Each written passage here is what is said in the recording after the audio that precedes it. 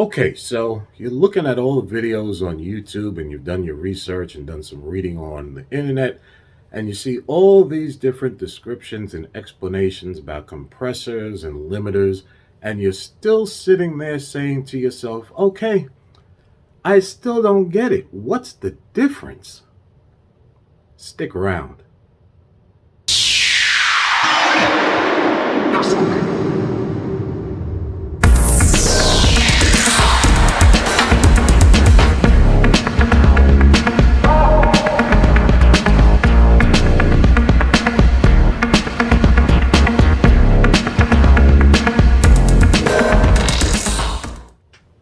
Okay, so if you're new to mixing and mastering and recording your own music, or maybe you just have a couple of questions about the difference between compressors and limiters, this is why I put this video together. I know there's a lot of confusion out there, and when you read the descriptions of these things, they pretty much sound exactly alike, but there is a very distinct difference, and that's what we're going to talk about today. Now, the thing that you have to remember is that a compressor is going to take something and it's going to squeeze everything together so that everything sounds nice and uniform and level. That's what a compressor does, and that makes the sound perceptibly louder. Okay, so that's what compression does. Now, with a limiter, think about a ceiling, basically. And you've got that ceiling, and now you have your signal. And that signal is going to bounce up and down. It's going to get louder. It's going to get softer. It's going to get louder. It's going to get softer. A limiter, very simply, and we're going to go a little bit deeper into this, but just for the sake of this discussion right now, what a limiter is going to do, it's going to take that signal and it's going to hit the ceiling. Think of that limiter as a ceiling. And when that signal hits the ceiling, it's not going to let it go through. Now, it does give a little. You'll notice when I hit my hand, I'm going to let it go up just a little bit. That limiter is going to give just a little bit. Now, I'm talking about fractions of fractions of fractions of fractions of space that limiter is actually going to bounce. That's the difference between compression. Compression is actually going to let it go through a little bit, and then that attack is going to hit and knock it right back down. And then after the attack hits it and knocks back down, that release is either going to come off very slowly and let the signal go back up, or that release is going to hit very fast and let it come back up again. With a limiter, it's hitting it, and that limit is giving just a little bit. Now, you can actually adjust the release time on the limiter so that the limiter is either releasing very quickly or it's letting go very slowly. So that's the difference. Now, you're saying to yourself, it still sounds exactly like compression. So what's the big difference? Here's the big difference. And this is what separates a compressor from a limiter. A compressor, again, is going to take that signal and it's going to let it come through, but then the attack is going to hit it, knock it back down again, and then the release will either slowly come off or quickly come off. With a limiter, the difference is the ratio. By default, most limiters are set to a ratio of about 40-1. That is hard. That's hard compression. So another way of thinking about limiters is very hard compression. Okay? Compression ratio of 2-1, very soft compression taking place. You want to use that on vocals. 4-1, very soft compression taking place. You want to use that on vocals as well, or on your master bus.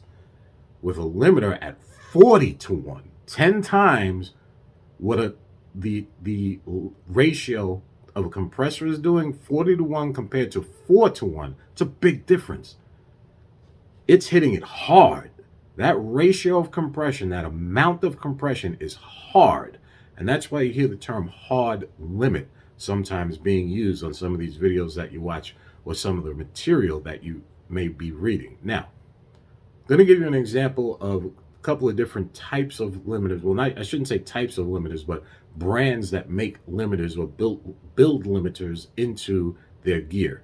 For one is the Rupert Neve Master Bus Processor.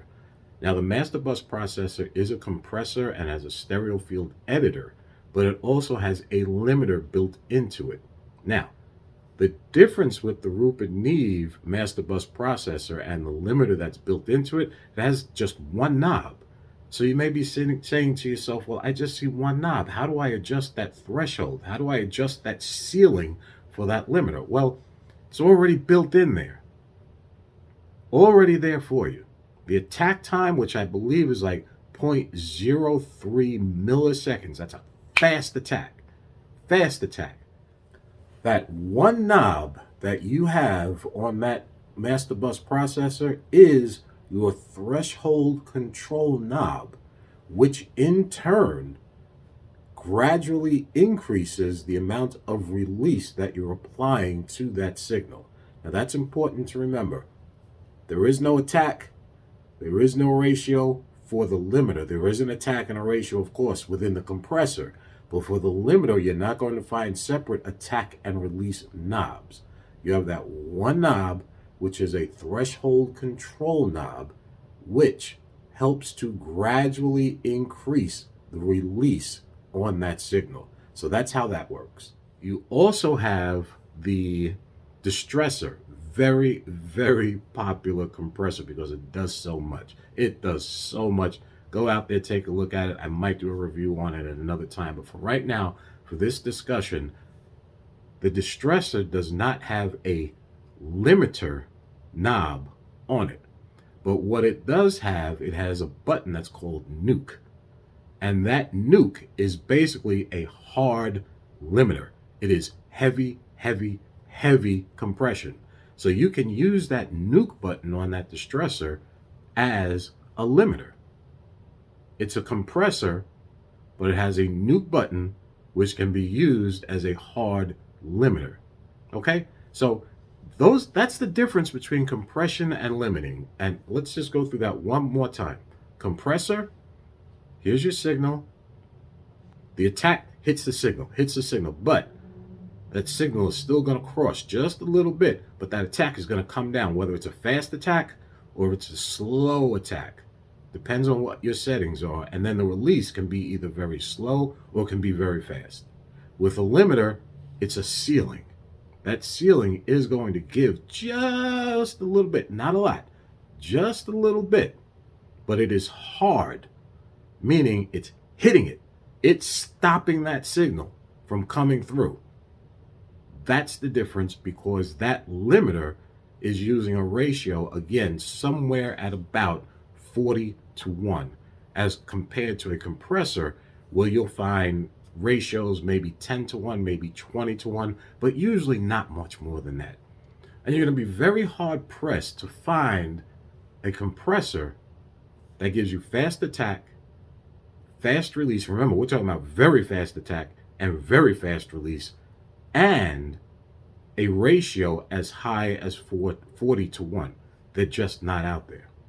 They're just not out there. And if you find one, let me know. I'd love to know about it, because now basically you have a compressor and a limiter in one box, which is why taking a look at that distressor and that Rupert Neve master bus processor is a very good choice if this is what you want to do. So that wraps it up. I hope it cleared that up for you, because I know there's a lot of confusion out there between the difference between compression and limiting. It all comes down to that ratio, that hard compression. That's it for now. Thanks for watching. Don't forget to subscribe.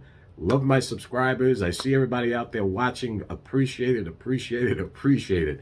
Keep watching. Make sure you just subscribe before you turn this video off. And until next time, as I always say, keep creating. Remember to think outside of the box, because there are no rules in this game. It's all about what you do and how you make it sound. And if it sounds right, then for you, it's right. It all depends on what you're trying to do. Till next time, please, everybody have a great rest of your day, and I'll see you next time.